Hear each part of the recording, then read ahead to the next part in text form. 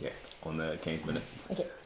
Bonjour, je suis en compagnie de Vincent Simard, qui est le cofondateur de Renard, et ça va être un podcast express parce qu'on a maximum 15 minutes avec notre caméra.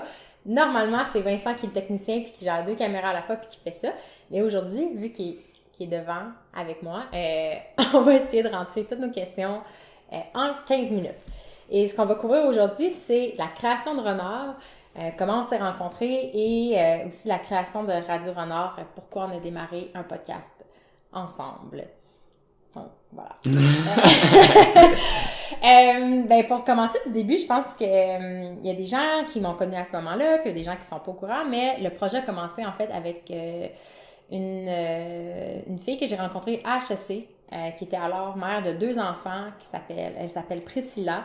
Et je suis tout de suite tombée en amour avec elle, j'adorais sa vision du monde et elle voulait partir une compagnie d'équipement de sport éco-responsable pour ses enfants. Puis moi, je suis super intéressée par le développement durable, j'ai fait mon mémoire là-dessus. Puis je me suis comme invitée dans son projet. Je lui ai dit, elle voulait qu'on se rencontre simplement pour parler un peu de ses idées. Puis finalement, j'ai tellement aimé ça, je lui ai demandé si elle voulait quelqu'un pour partir l'aventure avec elle. Puis elle a dit oui, fait que ça a commencé comme ça. Puis l'idée, tranquillement, a évolué jusqu'à Renard aujourd'hui. Mais à un certain moment, donc c'était elle et moi qui travaillions sur le projet. Et on voulait favoriser le mouvement en famille et c'était super important qu'on mette des photos de vraies familles. Je regardais les photos stock puis je me reconnaissais pas là-dedans. Je trouvais que c'était pas nécessairement authentique. Puis malgré des milliers de photos disponibles sur le web, j'arrivais pas à retrouver les images que j'avais dans ma tête. Puis à me dire, je veux que ce soit ça la marque, je veux que ce soit qu'on montre aux gens. Je m'étais liée d'amitié avec un photographe qui s'appelle Julien Catella qui m'avait vendu ma première caméra. En fait, la caméra qui sert encore à tourner le podcast aujourd'hui. Pas celle qui filme en ce moment, mais celle qui est la deuxième habituellement. Fait que j'étais allée au Lozo, au comptoir, j'ai dit pourquoi je voulais utiliser ma caméra. Finalement, on s'est super bien entendu. Il aimait la photo de rue, puis moi je voulais faire la photo de graffiti à Montréal.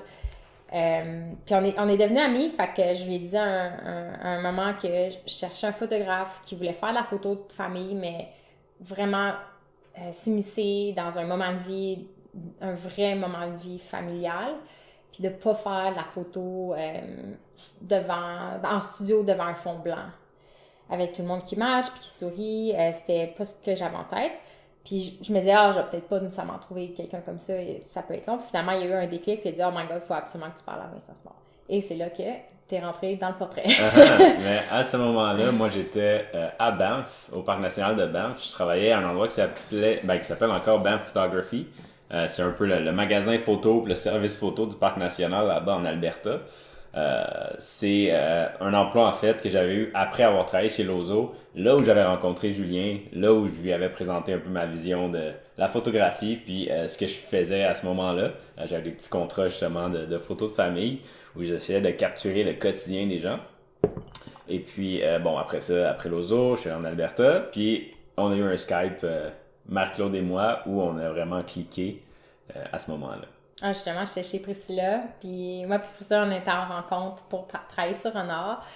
Fait que là, il fallait que j'aille dans un endroit tranquille, fait que j'étais assise sur le lit simple de son petit gars, je pense qu'il avait 4 ans à l'époque, avec des dinosaures partout, puis à un moment donné, justement, rentré dans la chambre, puis il sautait partout, puis on a juste vraiment bien ri, ça avait bien commencé, puis on avait gardé contact à partir de ce moment-là. Puis quand t'es revenu à Montréal, finalement, on a fait le contrat de participation, puis on est parti vivre sur la route pendant 1 an. En fait, je suis revenu à Montréal pour ça. C'était même pas dans mes intentions de revenir. Ça faisait 8 mois que j'étais là-bas. Mais Marc-Claude m'a convaincu d'embarquer dans un projet avec elle qui était la tournée de participation pour le 150e du Canada pour faire la promotion de une grande liste d'activités physiques, de 150 activités physiques dans l'Est du Canada. Donc, on couvrait 3 provinces, Ontario, Québec, les Maritimes. Plus que 3 provinces, en fait, mais 3 grandes régions. Et puis, c'est ça. Ouais. Puis, je pense que sur la route, justement, j'avais l'impression que ça allait peut-être une pause par rapport à Renard, que ça allait... Non, en fait, je sentais pas que ça me déroutait. Je sentais qu'à long terme, ça allait vraiment servir parce que ça allait nous permettre de travailler pour le plus grand promoteur de l'activité physique au Canada, qui est Participation. De rencontrer des milliers de personnes dans toutes les provinces, de voir les différents styles de vie entre les Québécois puis les provinces anglophones. Puis aussi, en fait, sur la route, ce qui s'est passé, c'est qu'on a passé des heures et des heures et des heures à écouter des podcasts. Des podcasts. Je pense que les deux, à ce moment-là, dans nos vies, on était vraiment intéressés par la nutrition, par l'activité physique, par le développement personnel. Ouais. Fait que je sais pas si tu veux parler un peu de cette année-là, 2017, quand tu étais sur la route. Ouais, ben ça a été une année, comme Marc-Claude dit, de route, beaucoup de trajets, beaucoup de kilométrage. Puis ça nous a permis, c'est ça, d'écouter plein de podcasts, aussi beaucoup d'audiobooks, de livres audio. J'ai oublié que tu écoutes des livres. Lui, il lit pas des livres, il écoute des livres. J'écoute mes livres. Et puis ça a été vraiment une année forte en apprentissage à plein de niveaux, parce que on était une équipe de 6 aussi, et puis côtoyer les mêmes gens 100% du temps pour le travail, pour le quotidien, pour absolument tout pendant 1 an, ça nous fait faire face à des choses qui viennent, comment dire, ça nous fait face à des habitudes, des réflexes qu'on a, des petites choses qui accrochent mais qu'on s'en rend pas compte, puis qui deviennent plus grosses quand on les côtoie chaque jour. Fait que ça a fait sortir ça pour nous deux, mais aussi entre chaque membre de l'équipe, on voyait des différences puis des choses qui émergeaient naturellement. Puis pour des personnes qui étaient ouvertes à apprendre puis à évoluer, c'était vraiment une très belle opportunité pour ça, là. Parce que c'est un miroir. Il n'y a pas d'échappatoire. T'sais. Pendant 1 an, avec les mêmes gens, on voyageait sur la route pendant des heures. Fait qu'on était dans le même véhicule pendant des heures. On habitait tout le monde dans le même hôtel. On allait souvent manger ensemble. Puis quand on travaillait, on travaillait les 6 ensemble à faire des activités physiques avec les gens. Fait que s'il y a un conflit, tu peux pas couper cette personne de ta vie parce que la journée même, tu vas être encore avec elle. Puis le lendemain, tu vas être encore avec elle. Puis après... Puis il y en a eu. Puis il y a des moments, il y a vraiment des moments difficiles, pas autant que j'aurais imaginé, parce que je pense qu'overall, c'est comment dire, c'est une magnifique expérience si on parle encore aux gens de notre équipe. Mais il y a eu des frictions, puis je pense que c'est ça, les plus grandes problématiques, c'est quand ça te confronte à quelque chose de toi-même que tu n'apprécies pas nécessairement ou puis tu es obligé de l'adresser. Fait que ça a été vraiment formateur, puis je pense qu'on serait peut-être pas en enfer ensemble si on n'avait pas vécu ça, parce que à Montréal, je pense qu'au premier conflit, on aurait juste arrêté de se parler, tu sais, c'est juste...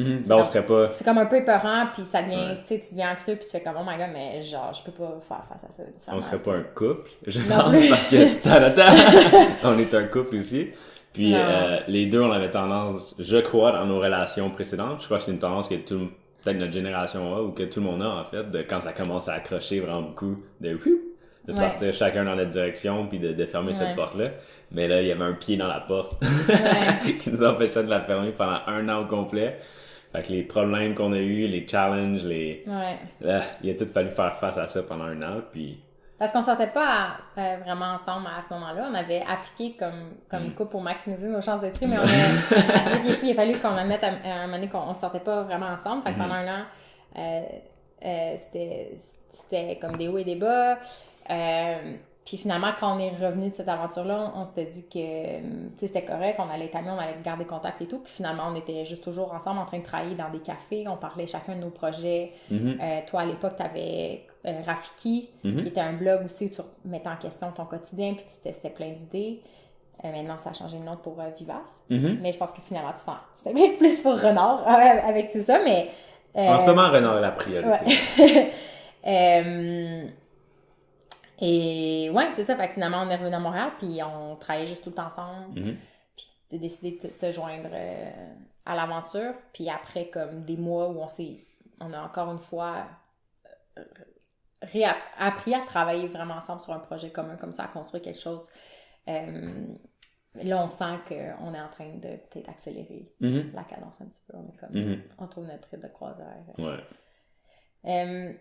Combien de temps il reste, on ne sait pas, hein? À peu près 5 minutes, je dirais. Parce que là, on contrôle la caméra avec mon cellulaire, l'enregistreur audio est devant nous, l'éclairage fonctionne bien. C'est bon. Okay. C'est bien parce que l'important, c'était de couvrir juste la base. Je pense que c'est des histoires qu'on va revenir, on va pouvoir y en parler plus en détail. Mais bref, pendant l'année de participation, on a écouté des heures et des heures. Ça doit être des milliers d'heures.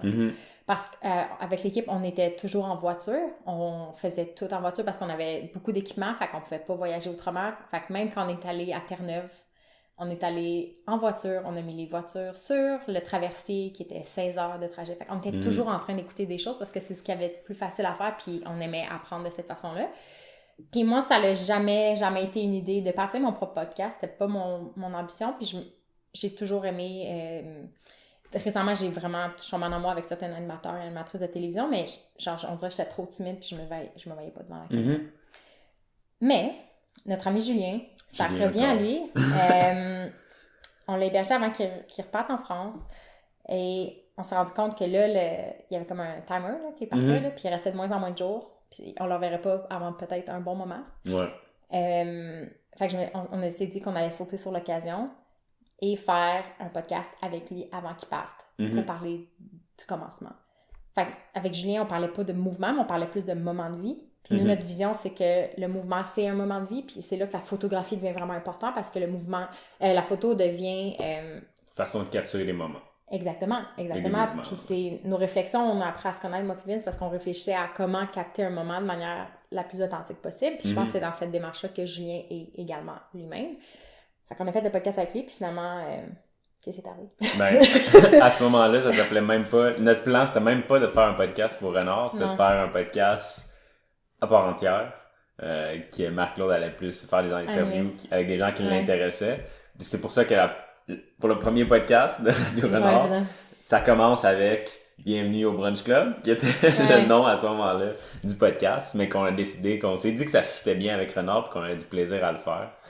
Fait qu'on est allé all-in puis on l'a continué avec Renard. On l'a rebaptisé. Ouais. Parce que pour les gens qui ne me connaissent pas encore très personnellement, je trouve que le meilleur repas de toute la journée, c'est le brunch. Genre, si je me marie un jour, ça va être sûrement un brunch. Si je me marie, mais je veux dire, je trouve que c'est le repas le plus joyeux de la journée. Puis on a la chance de vivre dans une ville à Montréal où le brunch est vraiment célébré. Fait que moi, je suis amplement heureuse avec ça. Fait que là, je me disais... c'est le moment préféré de la journée, j'aime parler avec des gens, fait que ça va sûrement s'appeler comme ça. Puis on a même failli garder le nom pour Renard, appeler ça le brunch club, mais finalement on s'est rendu compte que c'était trop loin à expliquer le lien avec le mouvement et tout. Fait que finalement ça s'appelle... la Radio Renard. La Radio Renard, puis on est juste absolument tombé en amour avec le format, puis on a décidé de continuer, puis on s'est engagé à faire un podcast par semaine pour 2019. Oui, puis là, cette semaine, on avait une invitée super intéressante qui était supposée passer le mercredi, mais il y a eu la grosse tempête de neige qui a empêché notre invitée de venir jusqu'ici, qui va revenir, c'est certain, mais en tout cas, il a fallu se virer sur une scène, puis on n'avait pas d'autres invités. Les prochains sont listés déjà pour les prochaines semaines, mais pour cette semaine, on n'en avait pas, fait qu'on s'est dit, on va présenter un peu le projet. Puis on s'est dit qu'il fallait qu'on le fasse, puis on s'est dit, bon ben...